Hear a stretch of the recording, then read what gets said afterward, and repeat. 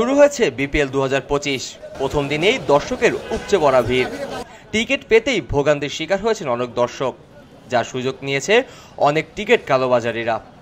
ফাঁদেও পা দিয়েছে সাধারণ দর্শক। বিসিবি থেকে আগেই ঘোষণা ছিল টিকিট পাওয়া যাবে অনলাইনে, কিন্তু অনেক দর্শকই সেই তথ্য না জানার কারণে সেই সুযোগটি হাতিয়ে নিয়েছে টিকিট কালোবাজারিরা। ক্যামেরার চোখ পড়তেই কালোবাজারিরা চলে যায় আড়ালে। একজন দর্শক ভোগান্তির কথা এভাবেই বলেন কে স্পোর্টসকে। স্বাভাবিকভাবে পাওয়া যাচ্ছে না, কিন্তু কালোবাজারির মাধ্যমে কিন্তু টিকিট পাওয়া যাচ্ছে। যেটি 300 টাকার টিকিট 1200 টাকা করে চাওয়া হচ্ছে, এটা আমাদের কাম্য নয়।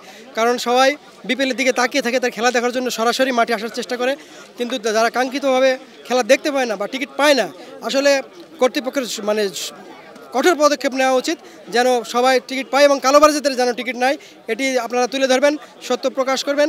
মানুষ যারা ক্রীড়া মন্ত্রণালয় সহ যারা সংশ্লিষ্ট তারা যদি এগিয়ে আসে, তাহলে সাধারণ দর্শকরা কিন্তু হলো খেলা দেখতে পাবে। কিন্তু কালোবাজার হাতে গেলে 300 টাকা 200 টাকার টিকিট আমরা 1000 টাকা 1200 টাকা কীভাবে কিনবো?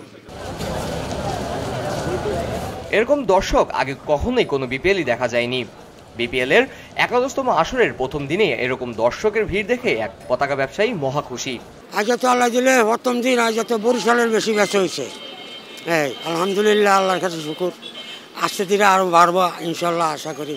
টিকিটই ভাই নাই, মানুষ অনেক ঘুরতে আসে টিকিটের লেগিয়া, তো টিকিট না পাইলে ঢুকবো কেমনে? মানুষ তো আছে, ওরা 2000 মানুষ বাইরে আছে টিকিটের লেগিয়া। দিনের দ্বিতীয় ম্যাচে রংপুর বনাম ঢাকার খেলা। ঢাকার দর্শকও ছিল উপচে পড়া। মুন্সিগঞ্জ থেকে শুধুমাত্র ঢাকার খেলা দেখতেই আসেন এই ক্রিকেট প্রেমী। অনেক সকালে আসছি, অনেক কষ্ট করে টিকিট ম্যানেজ করছি। আপনার অনলাইনে এখন কাইটা পিন করে বের করলাম। অনেক ঘোরাঘুরি করছি, কোনো টিকিট কোনো জায়গায় পাই নাই, কোনো ম্যানেজ হয় নাই। অনলাইনে কষ্ট করে কাটলাম, পরে এই যে পিন করে বের করলাম 3টা টিকিট। এখন যাইতেছি রাত্রে খেলা দেখতে। এবারের 2025-এ সবাই সাকিব খানের জন্যই, মানে বেশিরভাগ আর কি ভিড় ঢাকা খেলা দেখার জন্য। ওই হিসাবে আর কি সাকিব খানের জন্যই আসা। ঢাকা ক্যাপিটালসের কর্ণধার সাকিব খান, এই দলের আছেন লিটন দাস, মুস্তাফিজ, সাব্বির রহমানের মতো দেশের নামি দামি খেলোয়াড়রা। সেই কারণেই প্রথম দিনেই ঢাকার এত দর্শক বলে মনে করছেন খেলা দেখতে আসা দর্শক।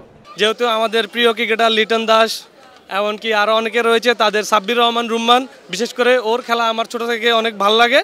বর্তমানে ও হয়তো ফর্মে নেই, বাট আস্তে আস্তে ফর্মে ফিরছে। ইনশাল্লাহ আমি দোয়া করি খুব তাড়াতাড়ি সে বাংলাদেশ ন্যাশনাল টিমে আবার ফিরে আসবে। তাই আমি এবার ঢাকা ক্যাপিটালসকেই সাপোর্ট করছি। সাকিব খান অবশ্যই, তিনি বাংলাদেশের একজন জনপ্রিয় মেগাস্টার।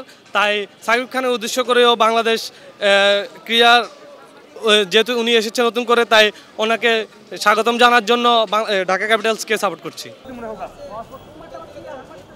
কাজী মোহাম্মদ আরাফাত, কে স্পোর্টস, খবরের কাগজ। এলো খবরের কাগজ, নিখাত, নির্ভীক, নিরপেক্ষ।